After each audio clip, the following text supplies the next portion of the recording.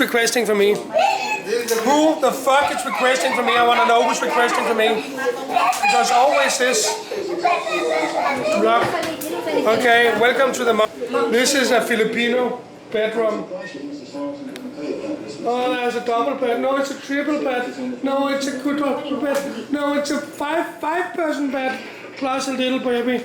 No. It's a bigger bedroom. There's more beds. Oh, what's going on? Oh, there's even more beds. 8 bedroom here. 8 bedroom, 2 bedroom, two shower, and 1 e-cook. What's your name? Are your name Ecock? Show the toilet also. There's toilet there, there's toilet there. It's actually really good for a family vacation. But why didn't we put some more beds in? No, it was actually 4 only there and then 3 here and then they moved. Because there's kids, right? Maybe they'll fall down. Why is there not more beds? That should be more beds. I don't know. Ask them. So this is Ecock. So what's your name?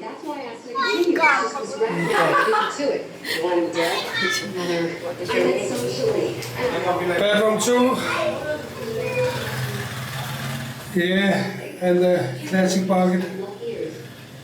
Okay. So How much is this room? what's your name? My name is simply CM. Ecock.